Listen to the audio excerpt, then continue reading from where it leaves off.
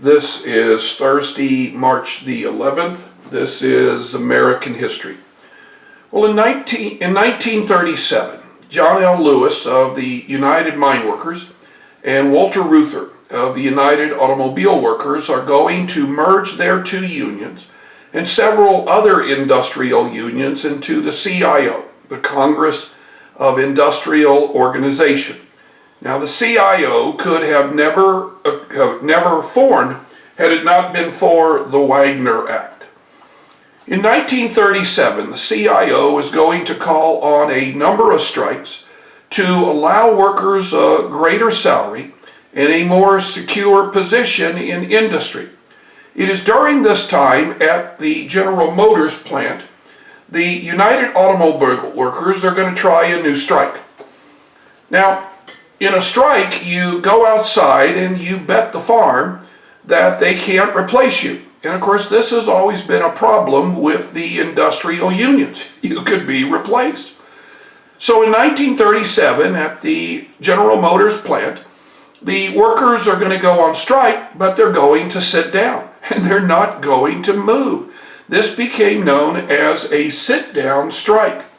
This video here chronicles the sit-down strike from the union point of view. Now, the courts had destroyed several New Deal laws, and with more New Deal laws coming before the courts, Roosevelt feared that more of these laws would be declared unconstitutional. In 1938, Roosevelt came up with a plan.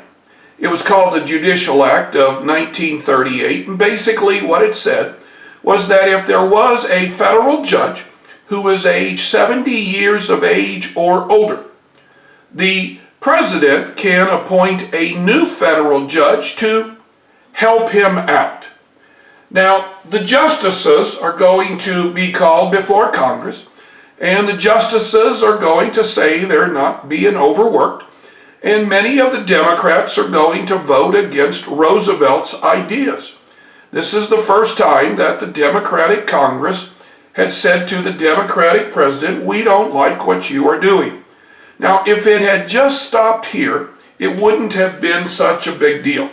But Roosevelt's going to escalate it. In 1938, Roosevelt is going to go on the campaign trail, and he's going to campaign against those Democrats who had helped defeat his Judicial Act. These Democrats that Roosevelt opposed were reelected. Roosevelt will never again have the total uncontrolled support of Congress. This video here talks about the Judicial Act of 38. Roosevelt would never have the unconditional support of Congress. Of course, Roosevelt is about ready to end his second term. And of course, the question is, what's going to happen in 1940?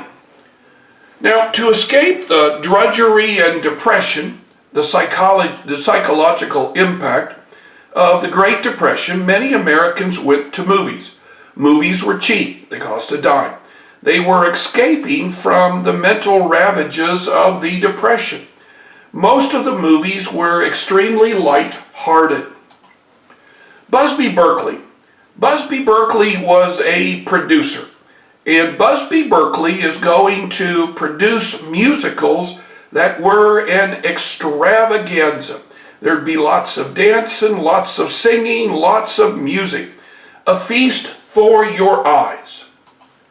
There were the Marx Brothers. The Marx Brothers are going to give comedies that are what we would call slapstick.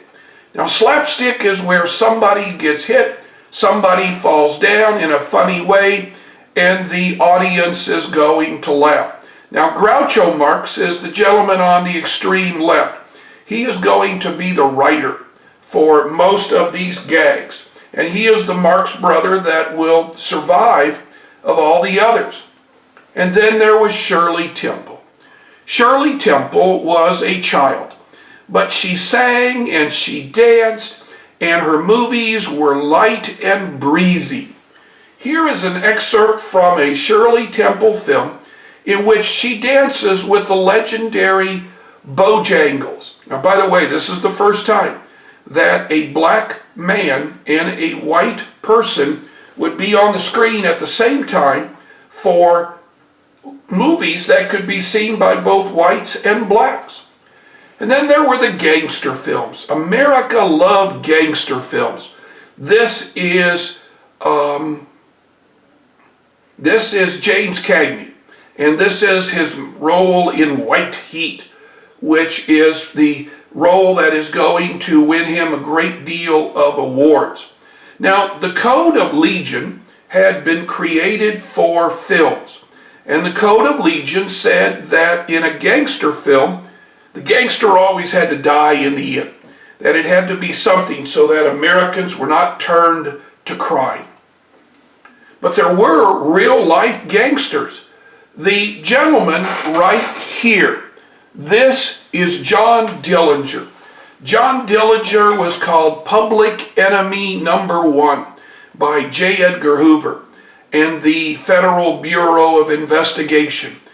Dillinger liked to go into banks and brandish his .45s and announce to the people, "You're being robbed by the Dillinger gang." This video here is going to talk about John Dillinger. It's also going to talk about Pretty Boy Floyd, Machine Gun Kelly, Babyface Nelson, and lots of other gangsters of the day.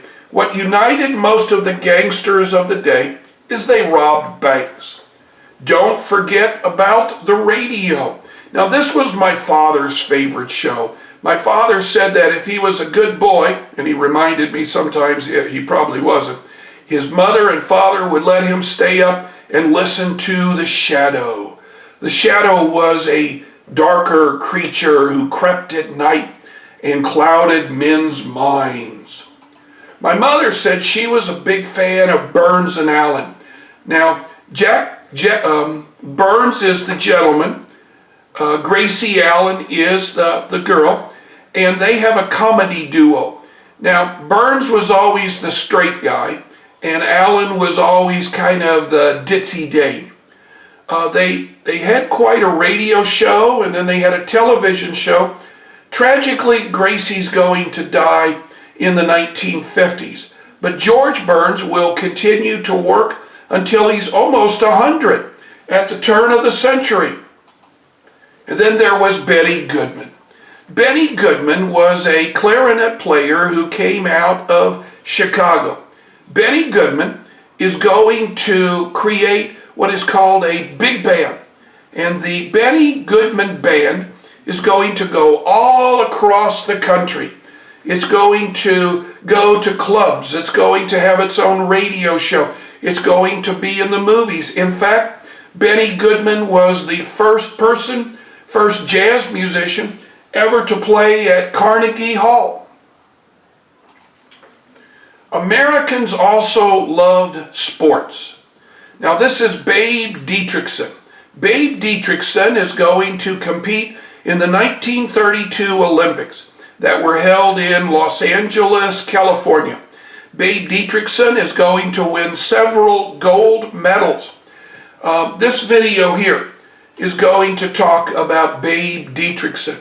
Now, Babe Dietrichson would be voted by sports writers the greatest female athlete of the first half of the 20th century. We're going to end today with Joe Louis. Joe Louis, or the Brown Bomber, was a boxer. He was the heavyweight champion of the world. He lost to the German Max Schmeling. He then comes back and defeats Schmeling in a rematch. That is considered one of the greatest boxing matches in the history of the world.